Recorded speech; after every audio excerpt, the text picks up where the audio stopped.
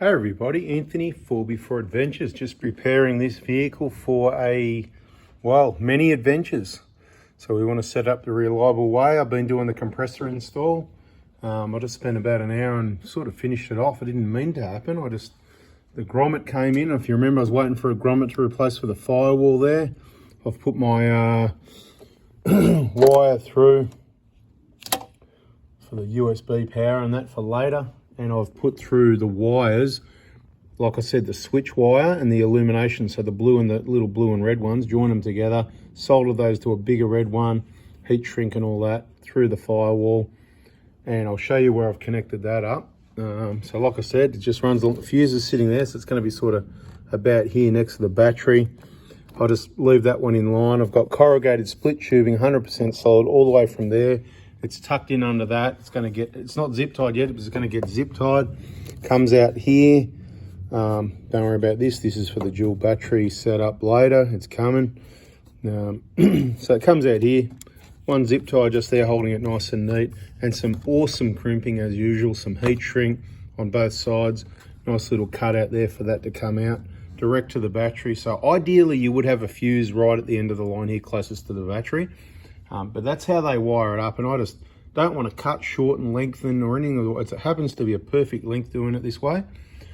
I've got quality connections. They're not going anywhere. It's zip tied here. It is corrugated split tubing, quadruple insulated all the way through here. So it's up to you whether you cut it off here and connect it to this battery, whatever you want to do. But that's what I've done. Works really well. Still waiting for that clip, trying to get the deal that I identify that clip that goes in that hole there, right? So get that plug in position. But out here it's all done. It's a rock solid. I mean, it's flexible mount that compressor, but on the KAON bracket, rock solid. The switch is in. It works beautiful. Just gave it a quick test. I just loosen it off and a little bit that way, and I might just bring the tank that way a little bit as well, because that just gave a bit more of a space down that side. We've got good space out there, so a bit dark. But I'll just show you, just in case for anyone that was following that wanted to know what's going on. Now, don't worry about this wire. That's just my pull cord for what I've got my USBs when they come in stock. Bang, they'll go in there, and in the center console. As many places I can fit them. But see that red wire? So you can see, if you look right up the top there, I'll zoom it for you. See the red and blue from the compressor for the illumination, the switch power. Like I said, solder, heat shrink. It's not going to rub on anything here. I'm not finishing here. It's going to get a couple of zip ties. I just wanted to plug it in and I got excited. Once again, solder here and heat shrink. That's double heat shrink actually. And then that fuse, like I said, fourth one in, whatever it is there. It's the common one.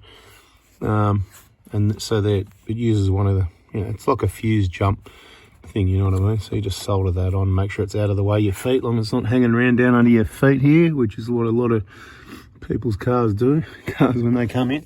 But anyway, it works beautiful. So let's start it up and see if it's held pressure on. So you can see it's lit up and it's held pressure. If that had a slow leak, when I went like that, it'd fire up again, but it's already got pressure from 10 minutes ago, which is good. And you switch the engine off and you can see no more power, no more illumination. So basically when the engine's on, it'll work, and that's how I want it to work. I only want it to work because it's on that battery. If I connected it to this battery and I wanted it to work when the engine wasn't running, I'd also run those switch wires just to this battery, because then it can just work anytime it likes. But I only want it to work with that. So that's why those wires go inside. These wires in the end, they're not getting yanked on too much. There's a bit of play there, so that's good. I don't want any wires getting yanked on. You can see the main one, it's just sort of sitting there. Let's say I might do a bit of fine tuning, do you know what I mean? Just maneuvering the wires around a little bit to get them where they're going to sit more permanently. But you know what? That's a compressor setup. It's rock solid, it's reliable. Wires aren't going to come undone. Just got to get a battery in here, some MIDI fuse holders, some brackets, waiting for some parts to come in.